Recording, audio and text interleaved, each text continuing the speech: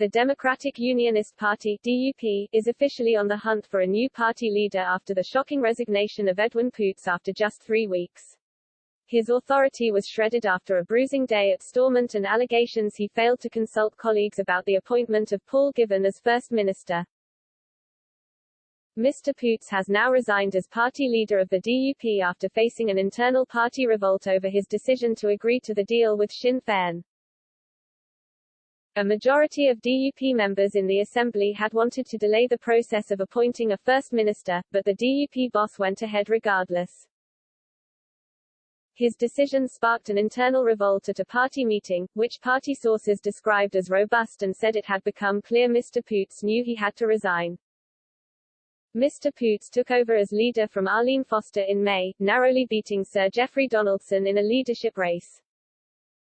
He has held his position for just 21 days but will now stand down. The DUP boss will remain in his post as a caretaker leader until a new leader is elected. In a statement, Mr. Poots said, "I have asked the party chairman to commence an electoral process within the party to allow for a new leader of the Democratic Unionist Party to be elected. The party has asked me to remain in post until my successor is elected. This has been a difficult period for the party and the country, and I have conveyed to the chairman my determination to do everything I can to ensure both Unionism and Northern Ireland is able to move forward to a stronger place." The DUP reportedly began the process of finding a new leader on Thursday, and the process is thought to be moving at pace, according to one source. The most likely successor is party centrist Geoffrey Donaldson, who narrowly lost the leadership bid last month. But Mr. Poots' resignation leaves the Stormont power-sharing mechanism and the Northern Ireland Protocol on the brink. And this could have major ramification for British Prime Minister Boris Johnson, as he tries to negotiate the situation with Northern Ireland in the wake of Brexit. Arguments have intensified between the EU and UK about the post-Brexit status of Northern Ireland in recent days. The Northern Ireland Protocol was created to avoid the return of a hard trade border in Ireland. This protocol ensures all goods moving across the Irish Sea from Great Britain to Northern Ireland to follow EU rules, even if they never leave the UK.